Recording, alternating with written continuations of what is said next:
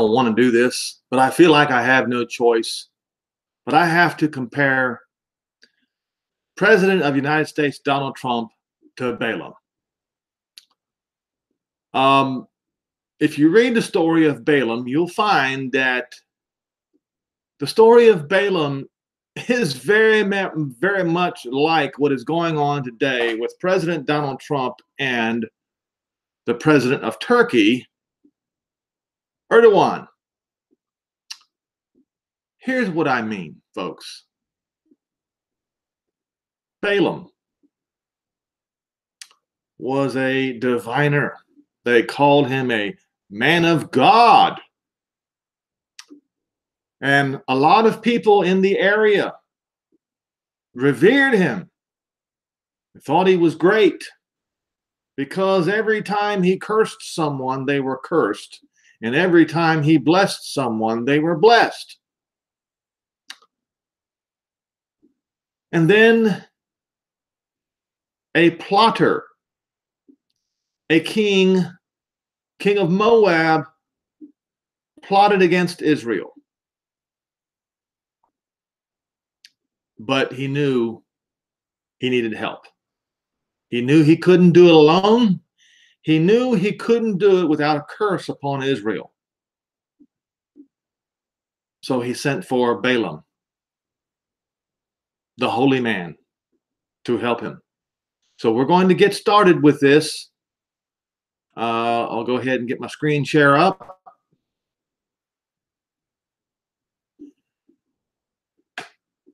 And what shall I do first? I will go ahead and read Al Jaminer's article from back in March of 2018, Army of Islam, Erdogan's plot against Israel. Okay? Less than a month ago, in advance of the summit of the Organization of Islamic Cooperation in Istanbul, the Turkish daily, which is considered one of the mouthpieces of Erdogan, its Calling Justice and Development Party, published an article entitled A Call for Urgent Action. The same article was also published on the newspaper's website with more explicit title, What If an Army of Islam Was Formed Against Israel? The article openly called on the 57 member states of the IOC to form a joint army of Islam to simultaneously attack Israel from the east, west, north, and south. According to Israel's Shin Bet, the sources of the article appears to be the Turkish company Sadat, which, among other sinister plots, is aiding Hamas with funds and military gear to create a Palestinian army to join in the fight against Israel. The idea of creating an army of Islam to destroy Israel was accompanied by an interactive map providing formation of military forces for a joint Muslim attack on Israel. It also provides details on military forces based in various locations. Yeni Safak further explained that if the member states of the IOC unite militarily, they will form the world's largest and most comprehensive army. The number of active soldiers will be at least 5,206,100, while the defense budget would reach approximately $175 billion. This article provided additional details of the scandalous plan, stating that it is expected that 250,000 soldiers will participate in the first of a possible operation. Land, air, naval bases of member states located in the most critical regions will be used. Joint bases will be constructed in a short period of time.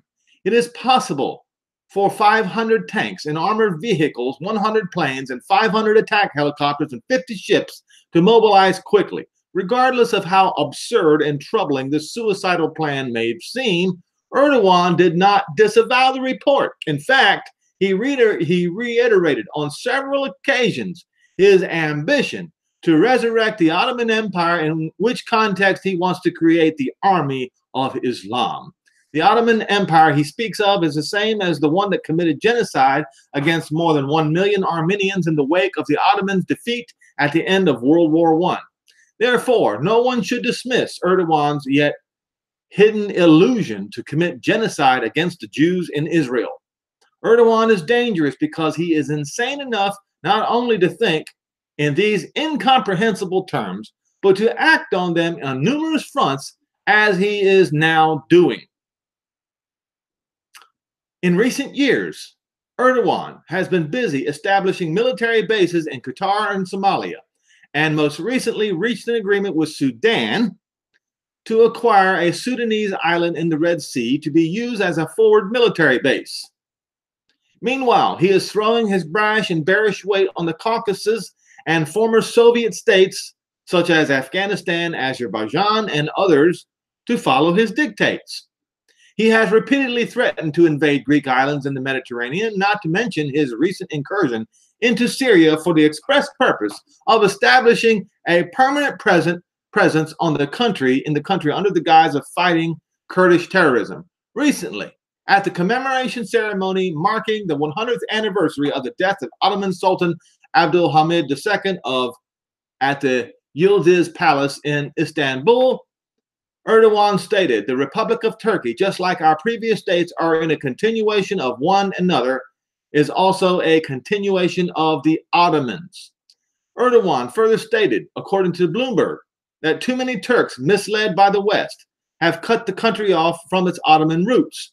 History isn't just a nation's past, it is a compass for its future. Now, I think I've read enough here.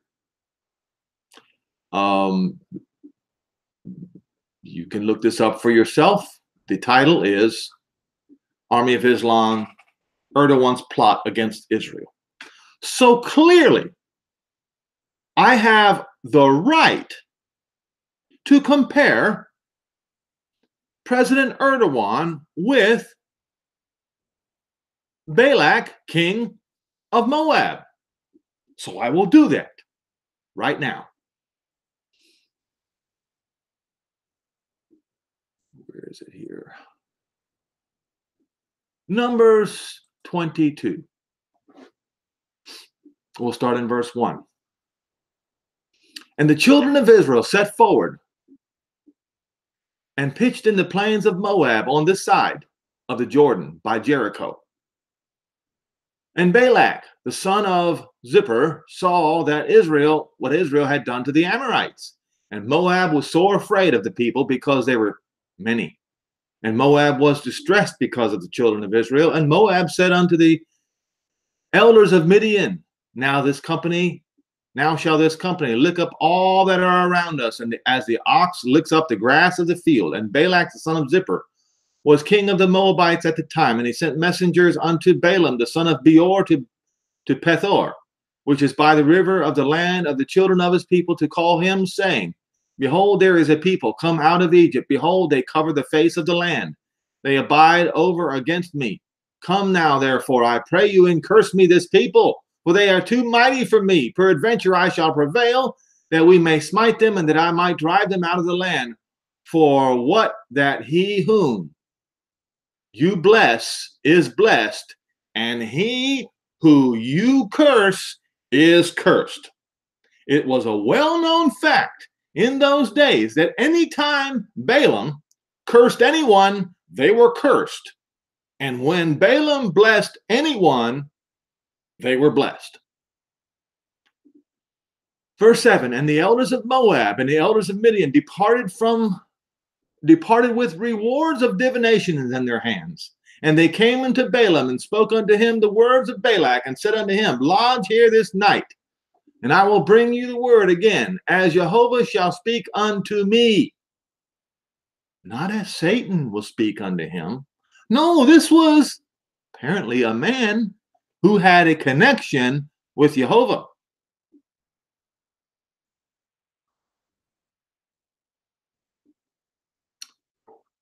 Shall speak unto me, and the princes of Moab abode with Balaam, and Elohim came unto Balaam and said, Who are these men with you? And Balaam said unto him, Balak, the son of Zippor, king of Moab, hath sent unto me, saying, Behold, there is a people come out of Egypt, which covers the face of the land. Come now and curse me them.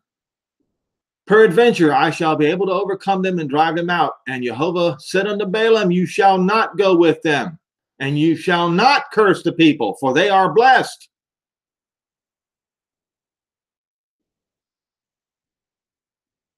And Balaam rose up in the morning and said unto the princes of Balak, get you into your own land, for Jehovah refuses to give me leave to go with you. He will not let me go with you. And the princes of Moab rose up, and they went unto Balak and said, Balaam refuses to come with us. And Balak sent yet again princes of more honor than the first ones. And they came to Balaam and said to him, thus saith Balak, the son of Zippor, let nothing, I pray you, hinder you from coming unto me. For I will promote you unto very great honor, and I will do whatever you say. In other words, the king will promote Balaam higher than himself.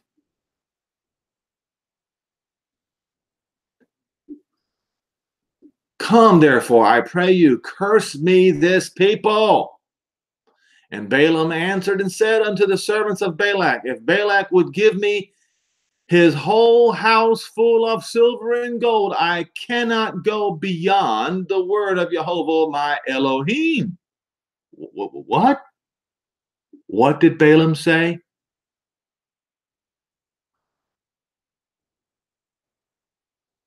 If he said that Jehovah is his Elohim, that means he was a servant of Jehovah. He says to do less or more. He cannot go beyond the word of Jehovah. He was accurate. That was absolutely 100% correct. But what he did next was incorrect. What he did next was he didn't listen to the words of Jehovah the first time, or he didn't obey immediately. What was told him? Do not go with them. But his mentality was, when you read this carefully, you will see his mentality was that he cannot go beyond the word of Jehovah, my Elohim. That's the wrong mentality. You don't dare do anything that would offend. You wouldn't even think of doing anything against the will of Jehovah. That should have been his mentality, but it was not. If his heart was right, he would have told them to turn around, you bunch of scoundrels, and leave my presence at once, and I will not speak anymore on your behalf to Jehovah. This is what he should have done, but he didn't.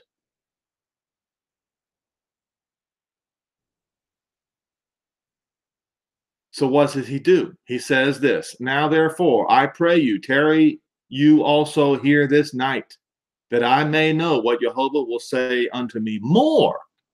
No, wrong move. Wrong move.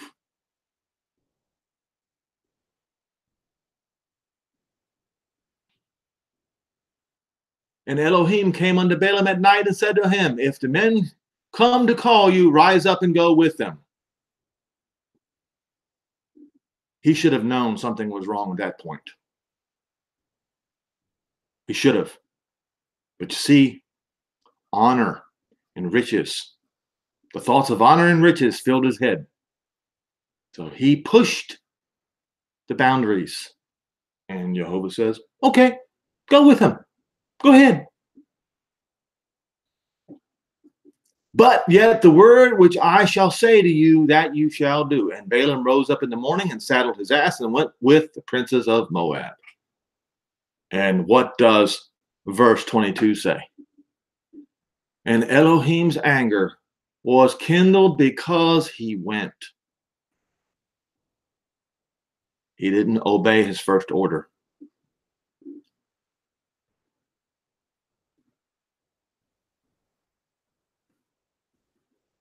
But since he knew that Balaam was going to disobey his first order, he was going to send a message.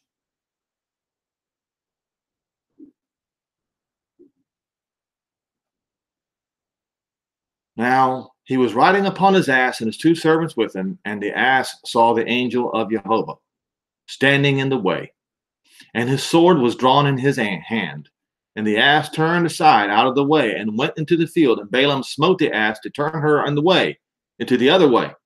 But the angel of Jehovah stood in that path of the vineyards, a wall being on this side and the wall on that side. And when the ass saw the angel of Jehovah, she thrust herself into the wall, crushed Balaam's foot against the wall, and he smote her again. And the angel of Jehovah went further and stood in the narrow place, where there was no way to turn either to the right hand or to the left. And when the ass saw the angel of Jehovah, she fell down under Balaam, and Balaam's anger was kindled, and he smote the ass with a staff. And Jehovah opened the mouth of the ass, and she said unto Balaam, What have I done unto you, that you have smitten me these 3 times? And Balaam said unto the ass, Because you mocked me. I would there were a sword in my hand, for now I would kill you. And the ass said unto Balaam, Am I not your ass, which you have been riding since I was yours unto this day? Was I ever to do so unto you? And he said, No. Then Jehovah opened the eyes of Balaam, and saw the angel of Jehovah standing in the way, and his sword drawn in his hand, and he bowed down his head and fell flat on his face. And the angel of Jehovah said unto him, Why have you smitten your ass these 3 times? Behold, I went out to withstand you, because your way is perverse. Your way is perverse. Your foundation is perverse. Your heart is perverse. A servant of Jehovah, whose heart is perverse. And the ass saw me and turned from me these 3 times. Unless she have turned from me, surely now I would have slain you and saved her alive. In other words, to the angel, Balaam was even more worthless than a donkey. Think about that for a minute. And Balaam said unto the angel of Jehovah, I have sinned, for I knew not that you stood in the way against me. Now therefore, if it displease you, I will get me back again. He should not have said that. Not if it displease you. See, he didn't get it. He should have said, I have sinned. I will go back and mind my own business. But that's not what he said.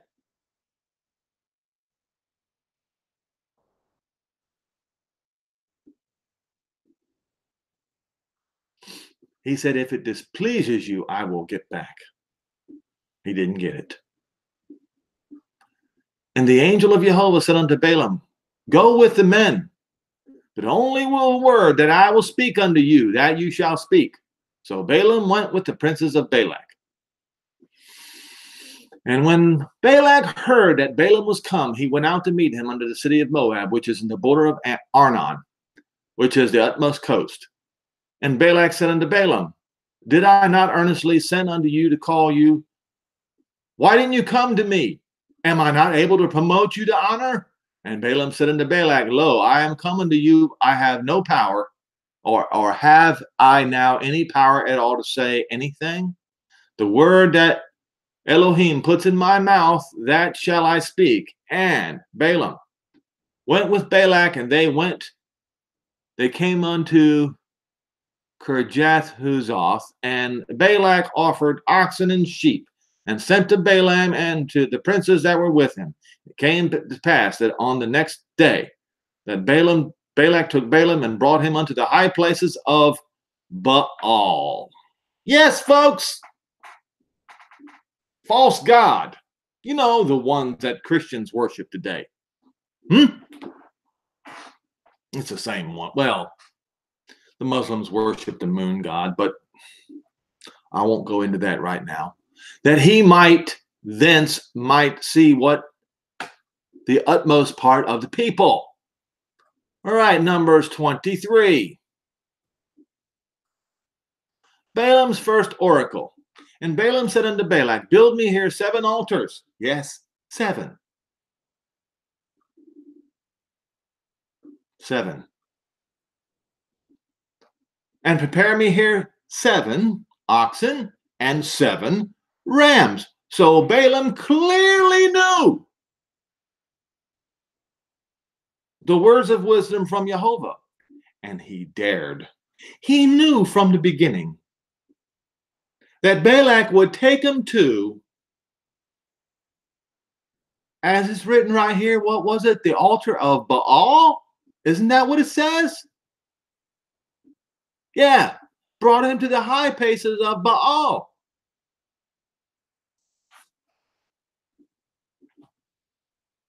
He should have known better. And Balaam said unto Balak, stand by your burnt offering, and I will go. Peradventure Jehovah will come to meet me. And whatsoever he shows me, I will tell you. And he went to a high place. And Jehovah met Balaam, and he said unto him, I have prepared 7 altars, and I have offered unto every altar a bullock and a ram. And Jehovah put a word in Balaam's mouth and said, return unto Balak, and thus you shall speak. And he returned unto him, and lo, he stood by his burnt offerings, he and all the prince of Moab. And he took up the parable and said, Balak, king of Moab, has brought me from Syria.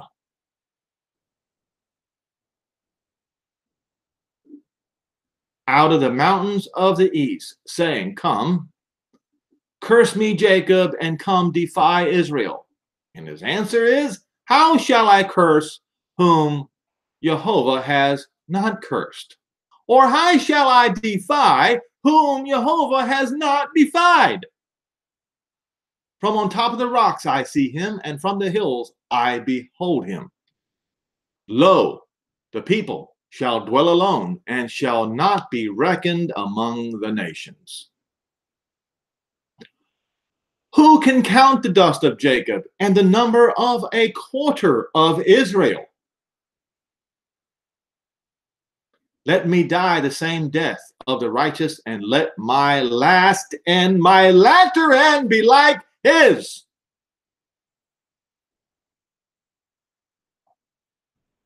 And Balak said unto Balaam, what have you done to me? I took you to curse my enemies, and look, you have blessed them altogether. And he answered and said, must I not take heed to speak that which Jehovah has put in my mouth? Balak said unto him, come, I pray you, unto another place, from where you may see them. You shall see but the outer part of them, but you shall not see them all, and curse them from there. And he brought him unto the field of Zophim, to the top of Pisgah, and built 7 altars, and offered a bullock and a ram on each altar. And he said unto Balak, stand here by your burnt offerings, while I meet Jehovah yonder. And Jehovah met Balaam, and put a word in his mouth, and said, go again to Balak, and say unto him, when he came unto him, behold, he stood by his burnt offering, and the princes of Moab with him. And Balak said unto him, what has Jehovah spoken? And he took up his parable, and say, rise up, Balak, here, hearken unto me, you son of Zippor. Elohim is not a man that he should lie, neither a son of man that he should repent. Hath he said, and he shall not do it? Or has he spoken, and he shall not make it good? Behold, I have received commandment to bless, and he that blesses, and he has blessed, and I cannot reverse it.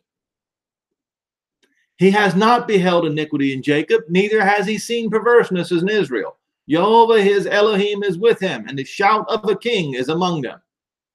Elohim brought him out of Egypt. He has, as it were, the strength of a unicorn, of a wild ox. Surely There is no enchantment against Israel, neither is there any divination against Israel. According to this time it shall be said of Jacob and Israel, what has Elohim wrought? Behold, the people, Israel, shall rise up as a great lion and lift himself up as a young lion, and he shall not lie down until eat of the prey and drink of the blood of the slain. Yes, folks, that would be Ezekiel 38 and 39. And Balak said unto Balaam, okay, don't curse him at all and don't bless him at all. But Balaam answered and said unto Balak, I told you, saying, all of the word of Jehovah speaks that I must do. And Balak said unto Balaam, come, I pray you, and I will bring you into another place. Peradventure it will please Jehovah, that you may curse them from me from there. And Balak brought Balaam unto the top of Peor, that looked upon Yeshimon. And Balaam said unto Balak, build me 7 altars, and prepare me here 7 bullocks and 7 rams. And Balak did as Balaam had said, and offered a bullock and a ram on every altar. Balaam's third oracle. And when Balaam saw that it pleased Jehovah to bless Israel, he went not at his other time to seek for enchantments, but he set his face toward the wilderness. And Balaam lifted up his eyes, and he saw Israel abiding in his tents according to their tribes, and the spirit of Jehovah came upon him.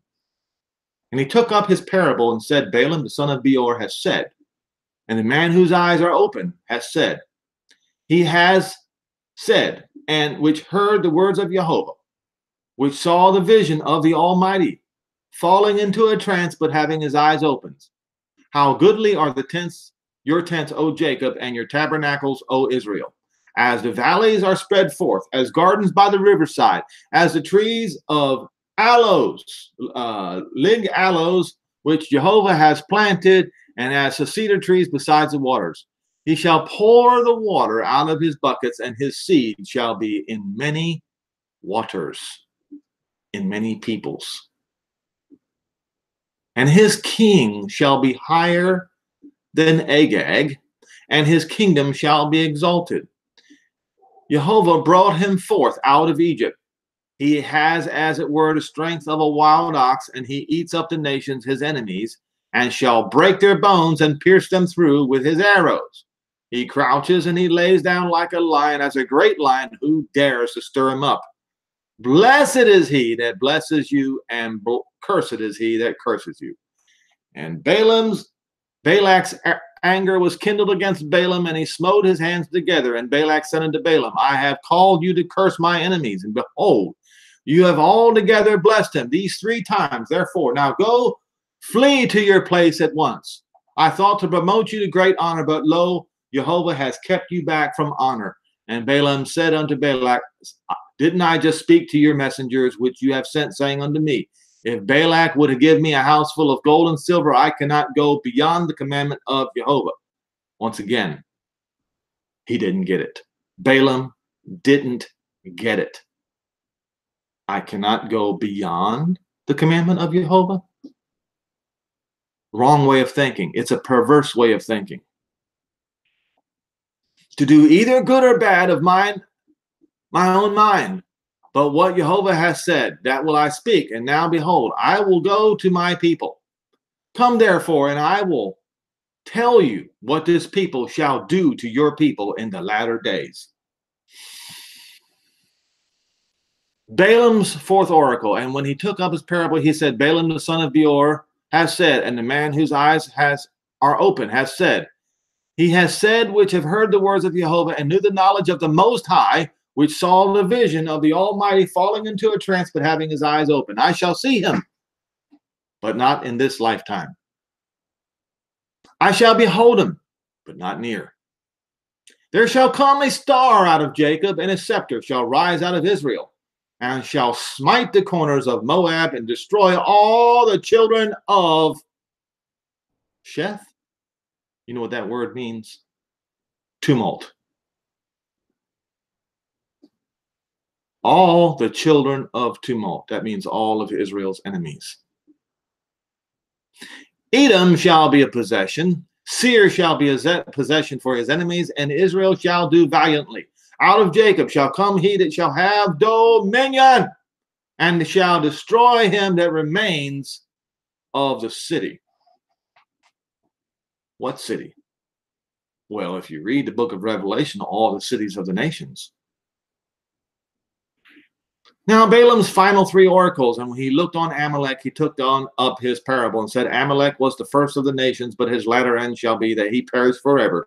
And he looked at the Kenites and took up his parable and said, strong is your dwelling place, and you put your nest in the rock. That's over there in Petra. Nevertheless, the Kenites shall be wasted until Asher come and take you away captive. And he took up his parable and said, alas, who shall live when Jehovah does this?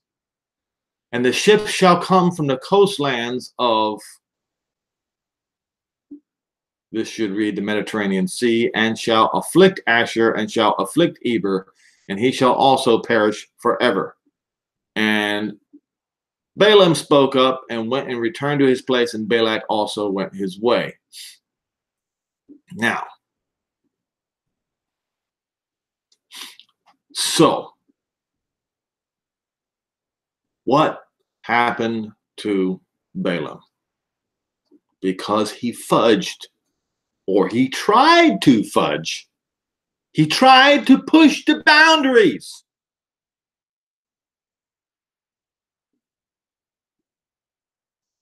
Numbers 31, verse 1. And Jehovah spoke unto Moses, saying, avenge the children of Israel of the Midianites. What was that all about?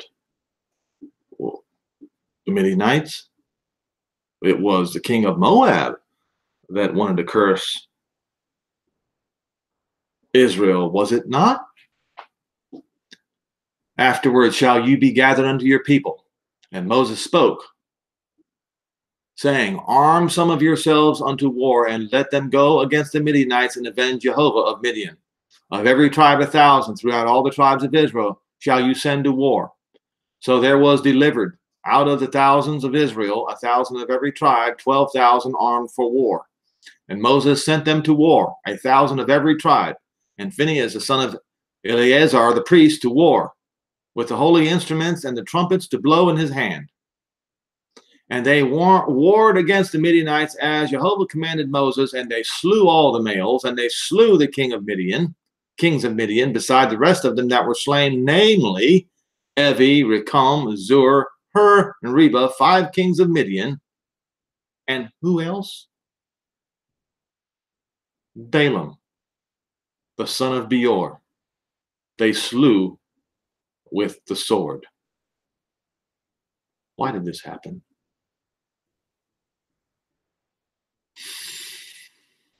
Verse 13. And Moses and Eleazar the priest and all the princes of the congregation went forth to meet them outside the camp. And Moses was wroth with the officers of the host, with the captains over thousands of captains over hundreds, which came from the battle.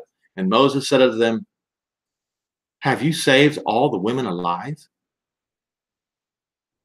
Behold, these caused the children of Israel through the counsel of Balaam to commit trespass against Jehovah in the matter of Peor, and there was a plague among the congregation of Jehovah.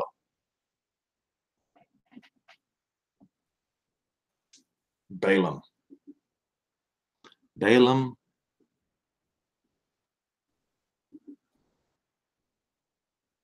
against the will of Jehovah in the dark of night, so to speak, hoping that Jehovah wouldn't see what he'd done, went and told, on behalf of the king of Moab, went and told the Midianites how to cause Israel to trespass against Jehovah.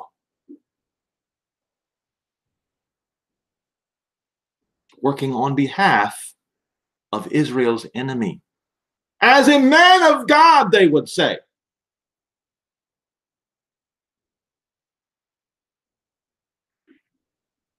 Now, as I mentioned about President Donald Trump on Debka Weekly, issue 829, this article It wasn't that he pulled or that he's planning on pulling the troops out of Syria that is the offense here. It is how he did it. It wasn't the fact that President Donald Trump announced Jerusalem as Israel's capital. It is how he did it. If he would have been straightforward in either case and not doing dirty things in the dark of night like Balaam did, then he wouldn't be compared to Balaam now, would he? So, as I read yesterday, in this issue, I will read, I think I'll have to read it again.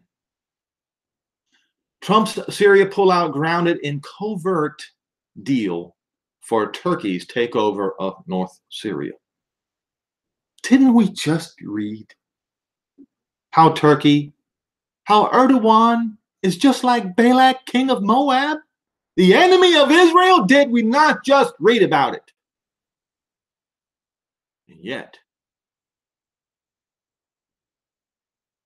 he plotted with Israel's enemy so he can get the troops out of Syria.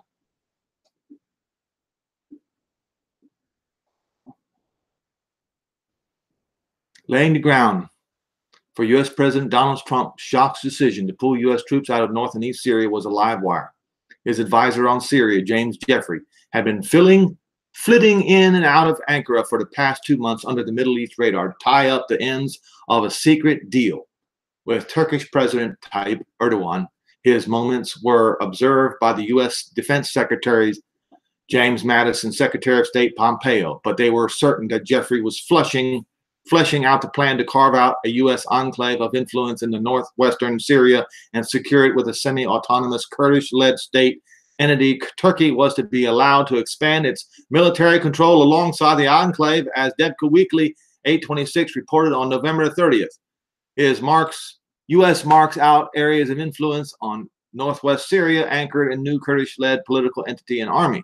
As far as Mattis and Pompeo were concerned, this U.S.-Turkish-Kurdish alignment was designed to be a barrier against the Russian-Iranian-Syrian push in Syria, with support from friendly Arab Gulf states and Israel. Jeffrey, arguably the only American whom Erdogan trusts and calls a friend, often contended, even before his White House appointment, that U.S.-Turkish relations are the key to stability in Syria and marred only by the Turkey's unqualified hostility to Kurds, especially the Syrian factions.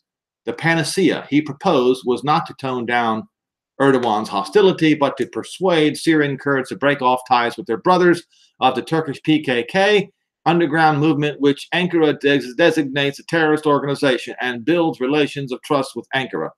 Washington can then mend its ties with Ankara and restore Turkey to the role of a trustworthy ally to break away from Russia and Iran. This doctrine was adopted as their policy guidelines for Syria and U.S.-Turkish ties by the Pentagon, the State Department, the National Security Council, U.S. intelligence agencies, and a row of bodies involved in U.S. policymaking. But Trump's sudden decision to pull U.S. troops from Syria forthwith, revealed that this doctrine had been no more than a front for a completely different agenda, which had been developed covertly by the president's advisors on Syria with his approval. Behind this facade, the White House had taken steps that led to the Trump bombshell announcement. Debka Weekly's intelligence sources count these two steps, or these steps, not two steps. Okay.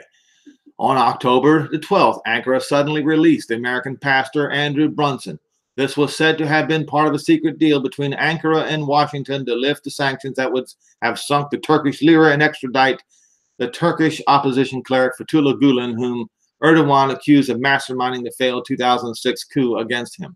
Those reports were strenuously denied by President Trump. Number two, quiet negotiations took place to dissuade Turkey from executing a $2.5 billion transaction for the purchase of Russian S-400 air defense systems. Their acquisition would have led to the integration of the air defenses forces of a NATO member with parallel Russian outfits as Syria and Crimea, and becoming part of Russian Eastern Mediterranean and the Black Sea deployments. As recently as December the 1st, Turkish Foreign Minister Kasuvoglu stated, S-400 is a done deal. We have finalized this deal and will buy S-400s from Russia without question. In the past 10 years, we have tried to buy air defenses from our American friends, the Patriots, but it didn't work. We have an urgent need, and that's why we bought S-400s. Okay, so according to our sources, that statement was part of the charade staged by Jeffrey. The mask came off on December the 18th when the U.S. State Department approved a possible $3.5 billion sale of Patriot air and defense systems to Turkey after notifying Congress of the certification. The Kremlin spokesman Dmitry Peskov hurriedly remarked that the American deal did not cancel Turkey's purchase of the S-400s, but our sources say he is wrong. Erdogan promised Jeffrey that he would call off the deal with Moscow if, folks, he were assured of American defense systems as well as advanced F-35 stealth planes for his Air Force. Verse 3, another part of the charade was the U.S. announcement that its military had established 3 observation posts in northern Syria for preventing clashes between Turkish forces and U.S.-backed Kurdish militia. Erdogan was said to be strongly opposed to this plan. That, too, was a piece of deception. On the quiet, without the knowledge of Secretary Mattis or U.S. military chiefs in Syria, Erdogan had consented to the plan, while the Americans assured the Kurds that the observation posts would keep them safe against the Turkish military concentrations they saw building up in northern Syria for a leap across the Euphrates to the east.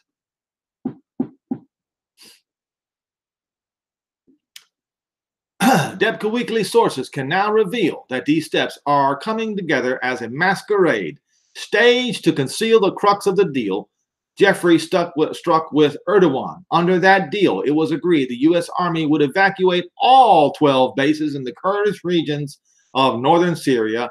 Turkish forces would then cross over into East Euphrates, march up to the Syrian Kurds' capital of Kamalishi, and under its guns, force Kurdish leaders to sign a political and military pact with Turkey. This pact would affirm Turkey's control of Syria's entire northern region from the Mediterranean coast in the west up to the Iraqi border in the east in place of the U.S. Army. Our sources report that President Trump additionally promised Erdogan that he will conduct a thorough inquiry into the changes brought against the exiled Turkish cleric with a view to eventually extraditing him to Turkey. Erdogan turns out to be the sole winner of the deal Jeffrey negotiated on behalf of President Trump. It resulted in the cataclysmic U.S. military withdrawal from Syria, with disastrous fallout on U.S. allies, while the Turkish leader achieved his goals without granting a single discernible concession in return. So you see, folks,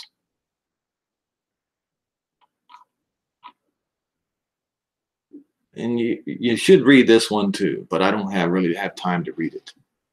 What we have here is we have an American president that preachers all across the United States are calling him a man of God, cavorting and consorting with Israel's enemies in the dark of night, like Baalam did.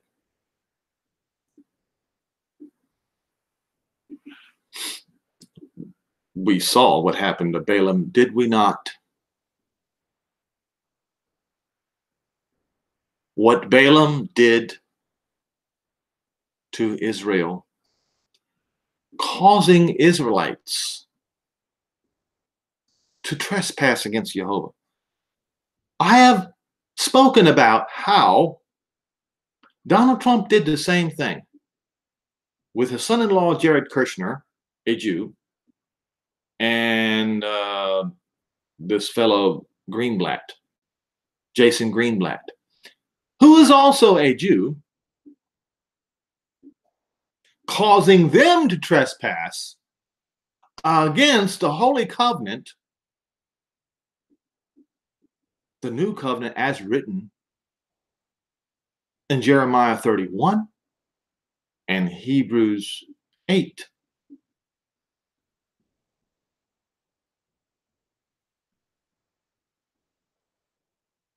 And it doesn't matter if he caused 120,000 Israelites to trespass against Jehovah, or if he caused only 2 to trespass against Jehovah with this peace deal of the century, or should be called a peace scam of the century, in which President Donald Trump has said over and over and over again, we have taken Jerusalem off the table.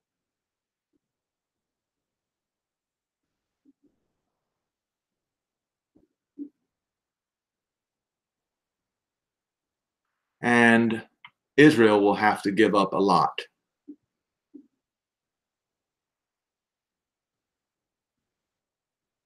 You see. Right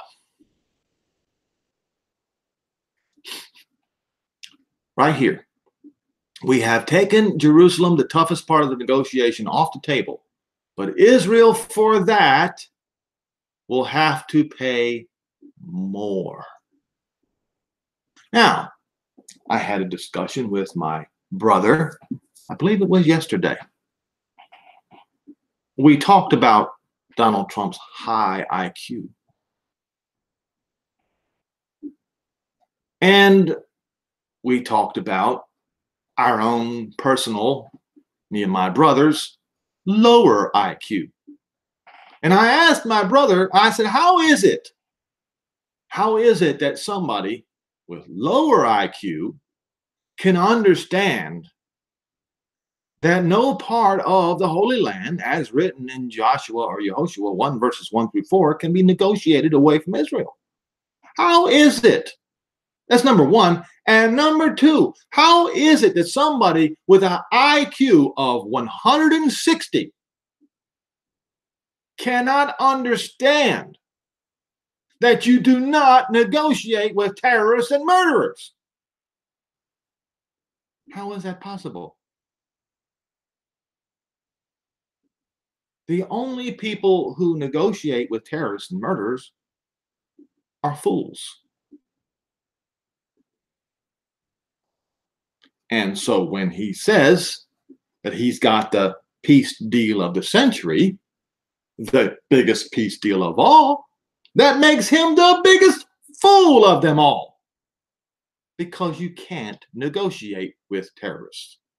Both my brother and I agreed you cannot negotiate with terrorists.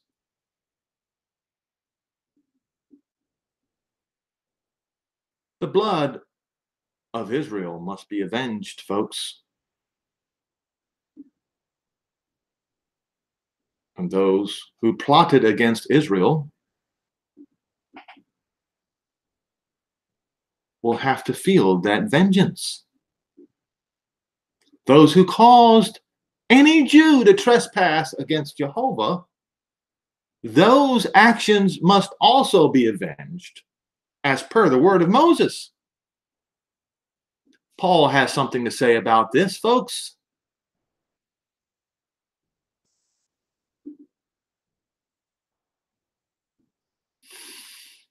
Was it Paul? No, it was Jude. Is it Jude?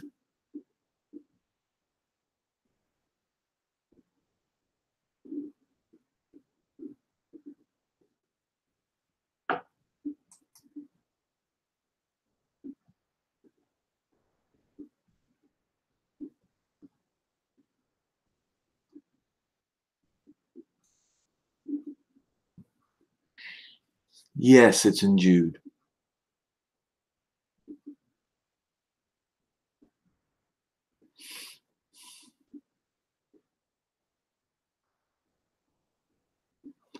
Verse 11, 1 verse 11, woe unto them, for they have gone the way of Cain.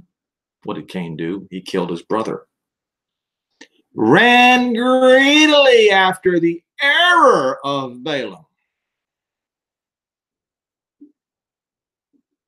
you see, for reward, and they perish. They are killed in the gainsayings of Korah. These are spots. These are not men of God, as people say at all. No.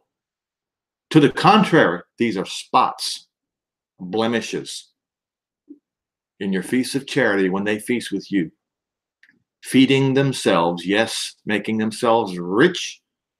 This is what they've done all their life. Feeding themselves without fear, clouds they are without water, carried about by winds in every different direction, folks.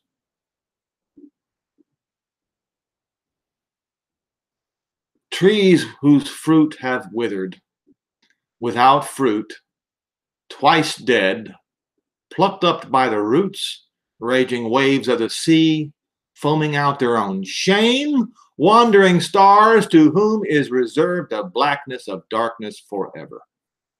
That, my friends, my family, is the way of Balaam.